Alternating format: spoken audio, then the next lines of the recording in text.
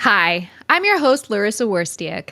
On this podcast, I explore topics in digital marketing for jewelry designers and retailers, including branding, content, email, events, social media, and more.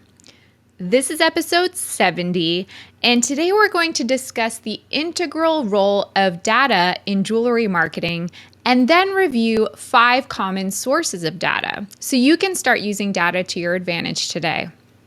In case you missed my announcement last week, I'm now doing a video version of this podcast, which if you're looking at YouTube, you're seeing it now, but you can find it on the Joy Joya Jewelry Marketing YouTube channel. So if you've ever wondered what I look like, or you'd rather watch me instead of listen to me, then you'll definitely want to subscribe now.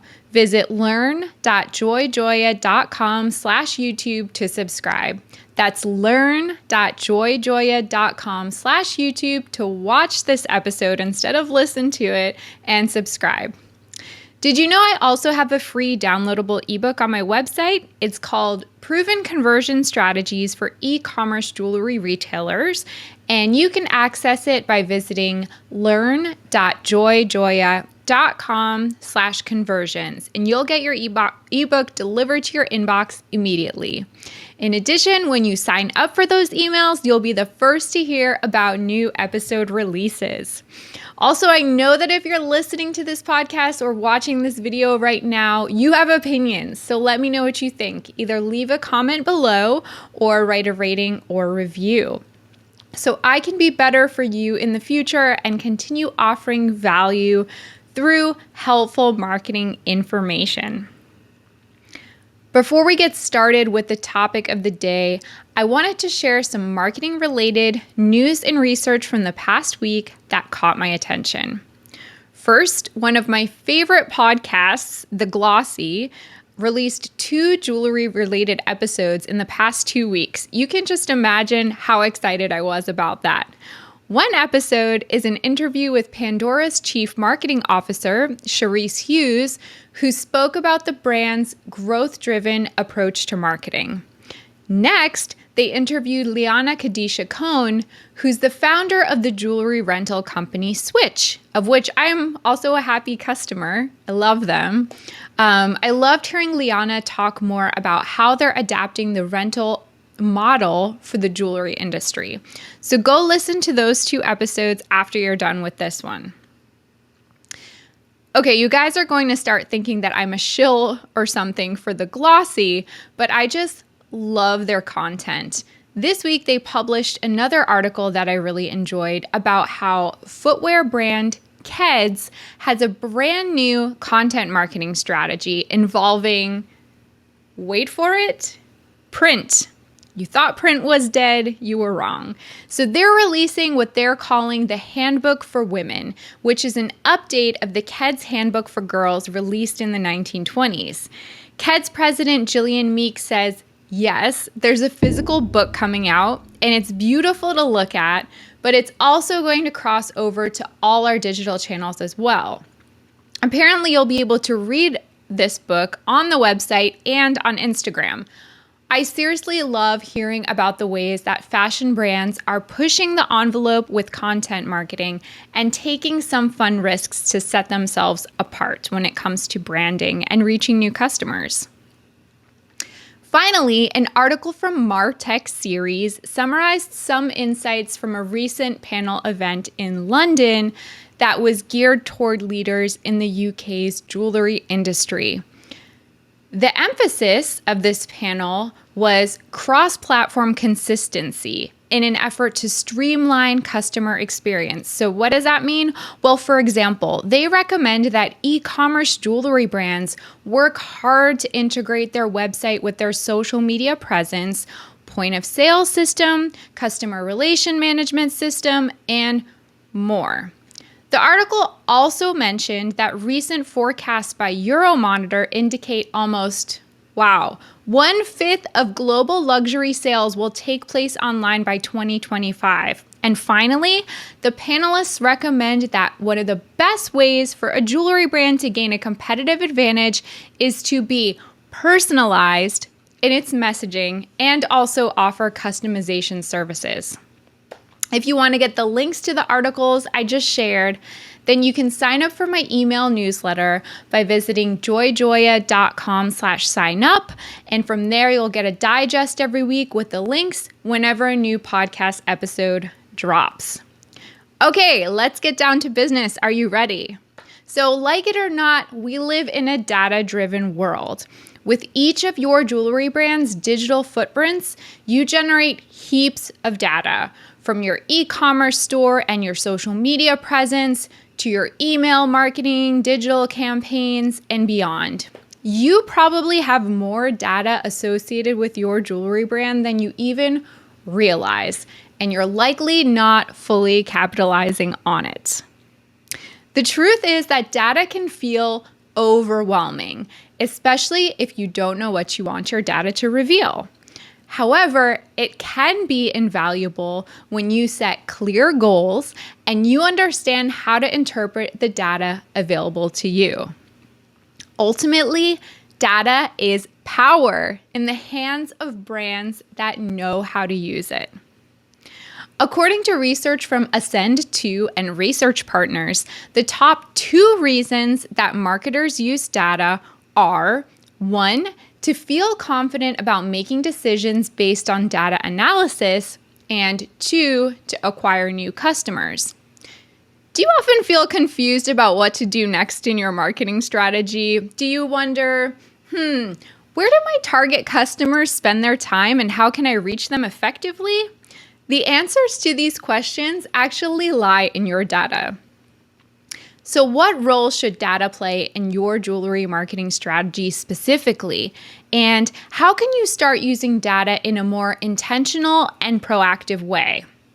Well, in this episode, if you keep listening, we're going to share 5 common sources of data and then explain how your jewelry brand can leverage each one to its fullest extent so you can make better decisions moving forward and reach your customers where they are.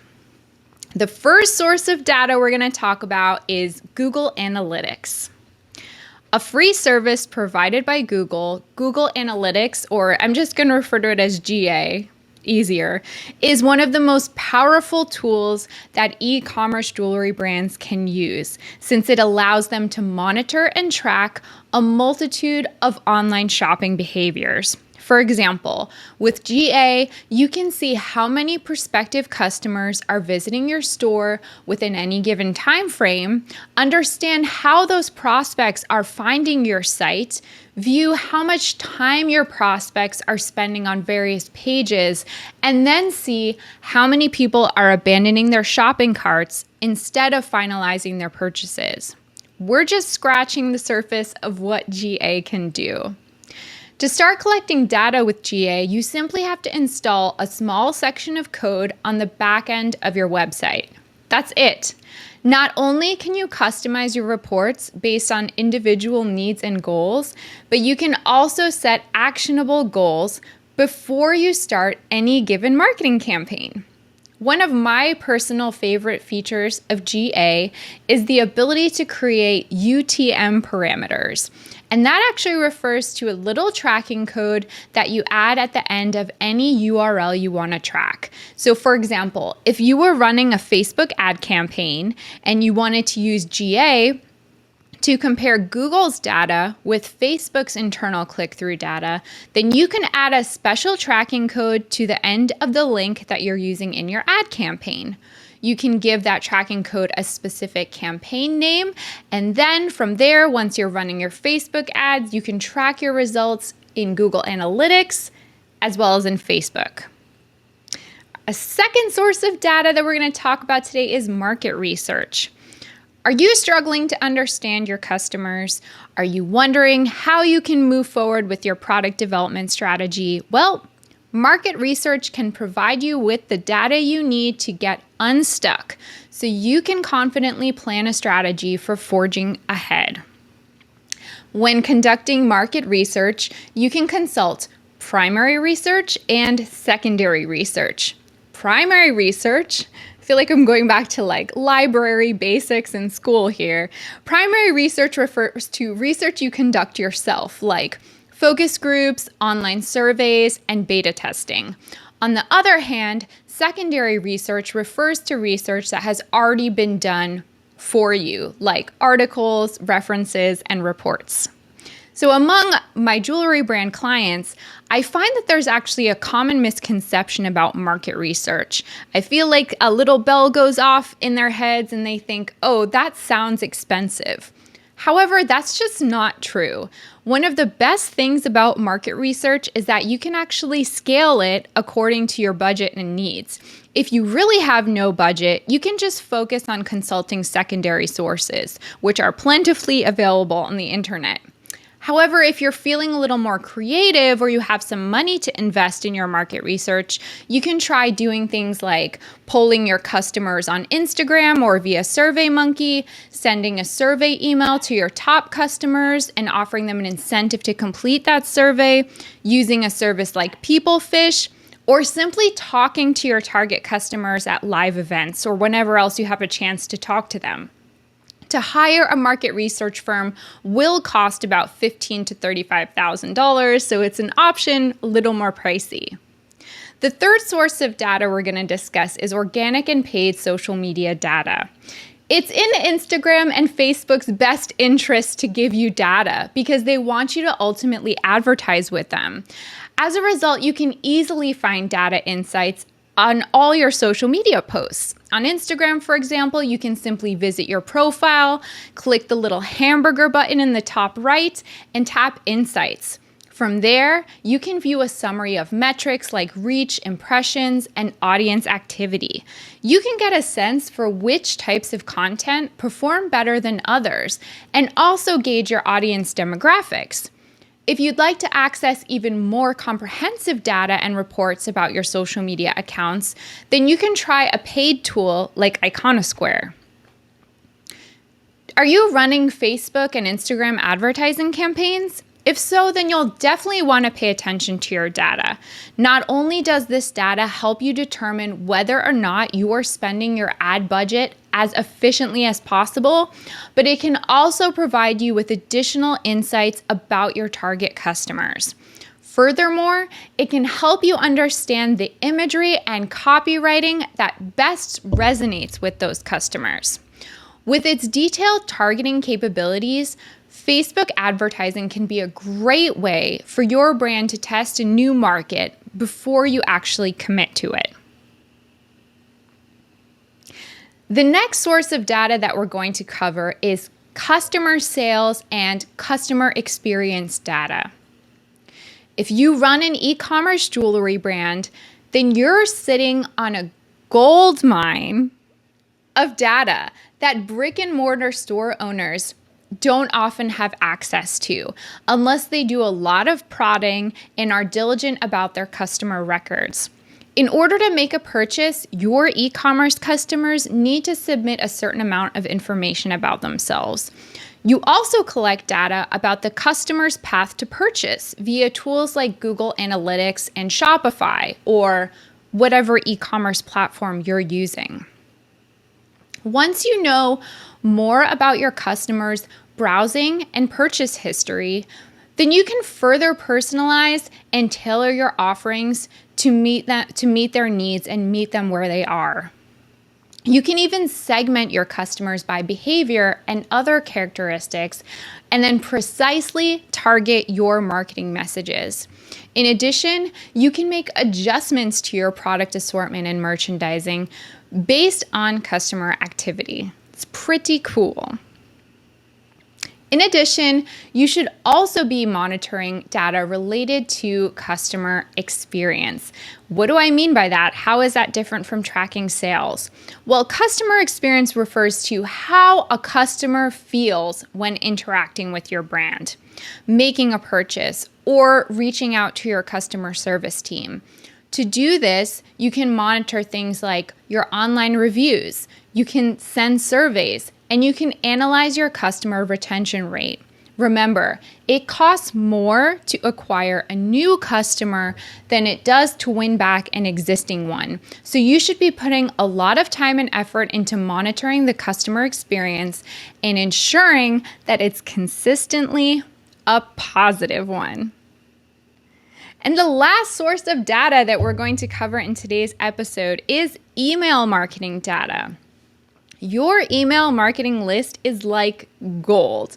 Of course, you always want to be winning over new customers, but you also want to spend as much time winning over new email subscribers, since those subscribers are the prospects you'll be nurturing and turning into your future customers. If you're not paying attention to the data from your email marketing efforts, then you're missing out on major opportunities to build long-term relationships with prospects and current customers. An email marketing platform like MailChimp can provide you with invaluable data like open rate, click-through rate, unsubscribe rate, and more, so you can assess the strength of your email marketing efforts and then make adjustments to future campaigns. Furthermore, you can even A/B test your email campaigns. Go back and listen to episode 63 for more information about A/B testing to discover whether one type of messaging is more effective than another type. Please be aware that everything I shared today is not even close to an exhaustive list of potential sources of data for your jewelry brand. However, they're the ones that we use the most often with our clients, and they typically provide the most accessible and relevant information. Ultimately, where you seek your data and how you decide to track it will depend on your individual business and marketing goals. If you don't have a goal in mind, then you won't be able to designate one or more key performance indicators, and your data will look like nothing more than a bucket of numbers without meaning. So how are you currently using data in your marketing strategy? I'd love to hear your thoughts and feedback. Leave a comment if you're on YouTube, or you can always email me, LARYSSA@joyjoya.com.